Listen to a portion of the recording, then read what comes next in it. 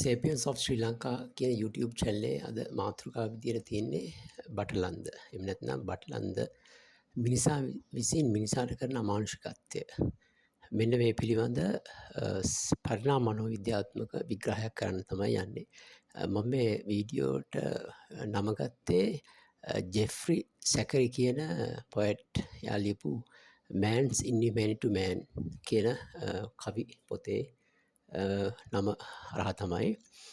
දැන් අපි පොඩි අවබෝධයක් ගමු මේ බටලන්ද කියන එක මොකක්ද උනේ, කොහෙද උනේ කියලා. මේක 1980 දශකයේ අගභාගයේ වෙච්ච ඛේදවාචකයක්. එහෙම නැත්නම් මනුෂ්‍යත්වයට එරෙහිව සිදු වූ ක්‍රියාවලියක් විදිහට අපිට දකින්න පුළුවන්. මේ අඳුරු අතීතයේ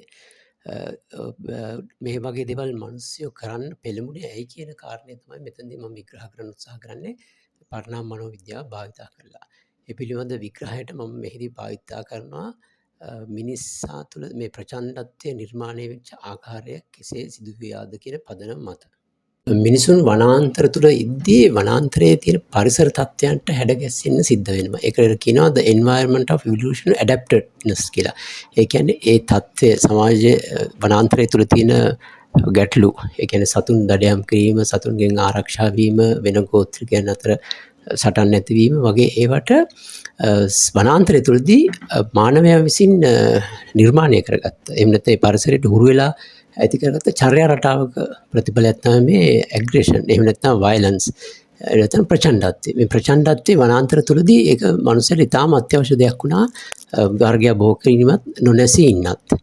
ඒත් මෙතන ගැටලුවක් වෙනවා අපි වනාන්තරයෙන් එළියට ආවට පස්සේ. නූතන සමාජය තුළ ශිෂ්ට සමාජය තුළ ඉද්දී මේ ප්‍රචණ්ඩත්වය ඉවොලුෂනරි මිස්මැච් එකක්. එහෙම නැත්නම් මේක නොගැලපෙන තත්ත්වයක් දක්වා වර්ධනය වෙලා තියෙනවා. ඒ කියන්නේ ප්‍රචණ්ඩත්වය ඕනේ. නමුත් සීමාව ඉක්මවා ගියොත් ඒක ගැටලුවක් වෙන්න පුළුවන්. ඒ පිළිබඳ අපි බලමු මේක මෙහෙම ගැටලුවක් වෙන්න ආකාරය සිදු වුණ විදිය.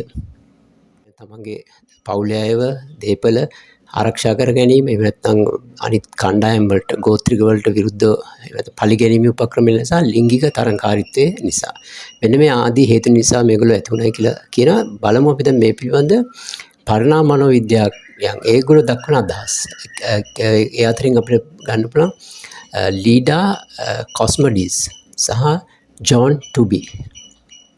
ඒ දෙන්න ඉදිරිපත් කරනවා මේ යම් මතයක් ප්‍රචණ්ඩත්වයේ නිර්මාණය වෙද්දී, ඒ කියන්නේ තියෙන පරිසර තත්ත්වවලට හැඩගැසීමක් ලෙස ප්‍රචණ්ඩත්වය නිර්මාණය වුණා. ඊට පස්සේ ඩේවිඩ් බස් ඔහු විසින් ලියන ලද පොතක් තියෙනවා The Murder Next Door Why the Mind is Designed to Kill කියන පොතෙත් ඔහු විස්තර කරනවා සම්පත් ආරක්ෂා කර ගැනීම, භූමිය, වාසස්ථාන, ලිංගික සහකරුවන් ආරක්ෂා කර ගැනීම, ලිංගික ඊර්ෂ්‍යාව ඔය වගේ හේතුඩ මේ ප්‍රචණ්ඩත්වය නිර්මාණය වුණයි කියලා.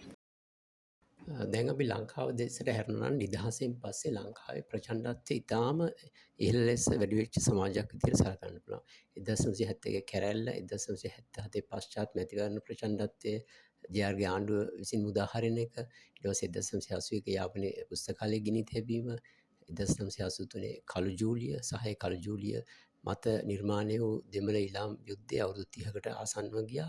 ඊට පස්සේ 1988 89 කාලේ ජනතා විමුක්ති පෙරමුණට විරුද්ධව ගිය කැරැල්ලත් ඒ වගේම ජනතා විමුක්ති පෙරමුණ සහ විවිධ පාර්ශ්වයන් විසින් රජයට විරුද්ධව ගිය ප්‍රචණ්ඩ ක්‍රියා.